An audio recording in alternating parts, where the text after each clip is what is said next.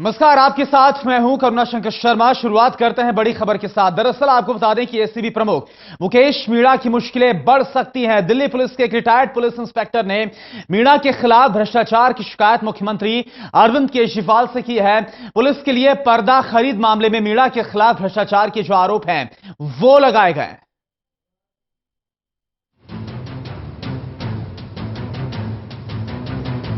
आपसी खींचतान में अधिकारियों के काले चिट्ठे एक के बाद एक सामने आ रहे हैं। एसीबी चीफ मीणा पर्दा घोटाले में फंसते हुए नजर आ रहे हैं। उन पर खरीद में फर्जी बिल बनाने का आरोप लगा है।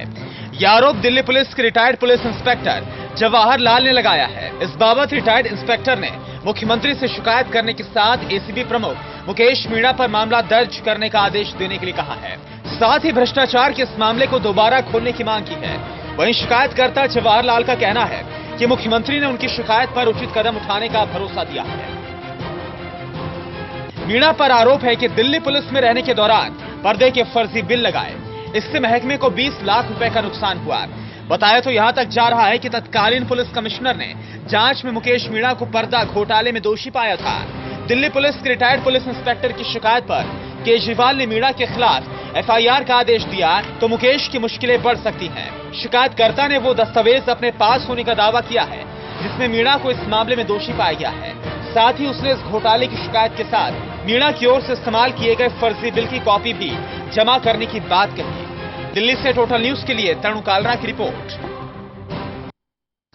इधर एंटी करप्शन ब्यूरो के प्रमुख मुकेश मीणा पर्दा घोटाले में फंसते हुए नजर आ रहे हैं। उन पर पर्दा खरीद में फर्जी बिल बनाने का आरोप लगा है। यह आरोप दिल्ली पुलिस के एक retired police inspector Jawahar Lal की तरफ से लगाया गया है। इस बाबत रिटायर्ड इंस्पेक्टर ने मुख्यमंत्री से शिकायत करने के साथ एसीबी प्रमुख मुकेश मीणा पर मामला दर्ज करने का आदेश देने के लिए कहा है। जवाहर लाल से खास बातचीत की इन तमाम आरोपों को लेकर हमारे संवाददाता तरुण कालरा ने के खिलाफ शिकायत दर्ज की गई है। जवाहर जी, किन आधार पर आपने शिकायत दर्ज की है? क्या आपके पास प्रूफ है इनके?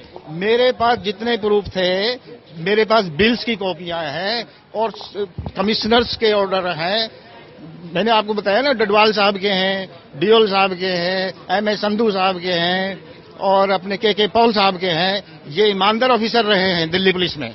इनके ऑर्डर्स की कॉपी मैंने सीएम साहब को दिखाई है। इनके ऑर्डर्स की कॉपी दिखाई है और जो बिल स्प्लिट कर रखे हैं 59 से के, उनकी करीब 1500 पेज की फोटोकॉपी करा करके मैंने सीएम साहब को दे दी। उस समय मीणा साहब क्या थे और आप वहां पर कैसे उनसे संपर्क? उस टाइम मीणा साहब प्रिंसिपल पीटीसी थे, पुलिस ट्रेनिंग कॉलेज में प्रिंसिपल थे। उस टाइम वो थे। I was not. और आप उस समय कहाँ तैनात थे? I don't remember it. तो कई चीजें यहाँ पर मीणा साहब के खिलाफ रिटायर्ड इंस्पेक्टर जवाहर लाल ने दी है। देखते हैं कि उनकी कंप्लेंट पर अरविंद केजरीवाल किस तरह से कार्रवाई करते हैं। देखना होगा आगे मामला किस तरह से तूल पकड़ता है। कैमरामैन कपिल के साथ तरुण कालरा, टोटल न्यूज, दिल्ली।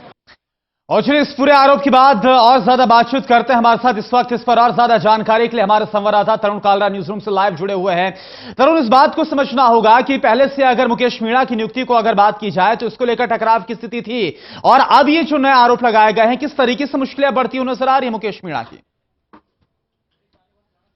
देखिए, आरोपों तक ही ये चीजें अभी तक सीमित है। आपको याद होगा कि राजेंद्र कुमार के खिलाफ भी इसी तरह से भ्रष्टाचार के आरोप आशीष जोशी ने लगाए थे, जो कि दिल्ली सरकार के साथ पिछले कुछ दिनों के विवाद के अंदर, चर्चा के अंदर आए थे। आशीष जोशी को निकाला गया था कि ऐसी वजहों से जो बिल्कुल अचंभे में डालती हैं। इसके अंदर एक नया डेवलपमेंट ये हुआ है कि दिल्ली पुलिस के सूत्रों की तरफ से इस तरह का एक कई तरह के कागज जवाहरलाल नेहरू के बारे, माफ कीजिएगा, जवाहरलाल जो इंस्पेक्टर हैं रिटायर्ड, उनके बारे में इशू किए गए हैं। और अगर उन दस्तावेजों पे गौर करें तो ये साफ तौर पर दिखाते हैं कि जवाहरलाल का भी जो टेन्योर रहा है वो कम विवादास्पद नहीं रहा है। उनके ट्रांसफर कई बार होते रहे हैं और कई बार उनके ऊपर इस तरह की ड्यूटी के अंदर नेग्लिजेंस बरतने के कारण कई तरह की कार्रवाई भी हो चुकी है और एक एफआईआर भी उनके ऊपर दर्ज है। ये अभी लेटेस्ट तरीके का डॉक्यूमेंट हाथ लगा है पुलिस के सूत्रों के हिसाब से। जवाहरलाल का ये कहना है कि पुलिस ट्रेनिंग कॉलेज के प्रिंसिपल होने के दौरान 2005 का ये केस का वो जिक्र कर रहे हैं कि पर्दे खरीदे गए और उनके जुरिडिक्शन के अंदर भी नहीं थे कि वो इतनी उनके अंदर पावर नहीं थी उनके इस पद पे कि वो इतनी बड़ी रकम के पर्दे खरीदने का ऑर्डर दे सकें, और स्प्लिट कर करके बिल दिए गए ताकि कम कम रकम के पर्दे ऑर्डर किए जा सकें। हालांकि जब उनसे ज्यादा क्रॉस क्वेश्चंस किए गए जवाहरलाल से कि आपके पास आरटीआई की क्या प्रूफ है, तो उन्होंने वो देने से मना कर दिया और ये भी बताने से मना कर दिया कि वो जब मीना के ऊपर आरोप लगा रहे थे तो क्या वो उनके अधीन काम करते थे या फिर उनको इस तरह से क्यों इतने दिनों के बाद ये बात जरूरी समझी उन्होंने कि मुख्यमंत्री केजरीवाल को अब रीच करने का वक्त आ चुका है। दरअसल ये कई तरह के जो आरोप लगते आ रहे हैं, जिस तरह से आशीष जोशी ने भी लगाए और अब जवाहरलाल एमके मीना पर लगा रहे हैं, वो सिर्फ एक तरह से मीडिया की सुर्खियों में बने रहने का एक कारण ढूंढ रहे हैं, ऐसा लगता है। और चूंकि अभी तक राजेंद्र कुमार के खिलाफ भी एसीबी में कोई शिकायत हालांकि दर्ज की गई और उसका फॉलोअप भी आशीष जोशी आज करने के लिए पहुंचे थे, लेकिन कोई कार्रवाई को होती हुई नहीं देखी। जवाहरलाल का भी इस तरह से केस यही प्रतीत होता है कि कुछ दिनों तक वो सुर्खियां बटोरेगा और एक दूसरे जो रिटायर्ड अधिकारी हैं वो इस तरह के लांछन लगाएंगे और इस तरह के जो काले चिट्ठे हैं वो दूसरे अधिकारियों के बारे में खोलेंगे। लेकिन बड़ा प्रश्न यही उठता है कि ये सभी चीजें एक राजनीतिक मंशा से की जा रही हैं कि आप हमारे दाग दिखाइए, हम आपके दाग दिखाते हैं। वाकई में इस टकराव की स्थिति के बीच जो टाइमिंग है, टाइमिंग पर भी सवाल उठना लाजमी, और कई सारे ऐसे क्रूशल सवाल थे, कई सारे ऐसे जो जरूरी सवाल थे, उनका जवाब खुद जिन्होंने आरोप लगाया है जवाहरलाल रिटायर्ड इंस्पेक्टर, उनकी तरफ से मिलता हुआ नजर नहीं आया है। अब देखना होगा कि इन आरोपों के बाद किस तरीके से जो आगे बदलाव या फिर क्या कुछ और आगे सामने आता है। बहुत बहुत शुक्रिया आपका तमाम जानकारी के लिए तरुण।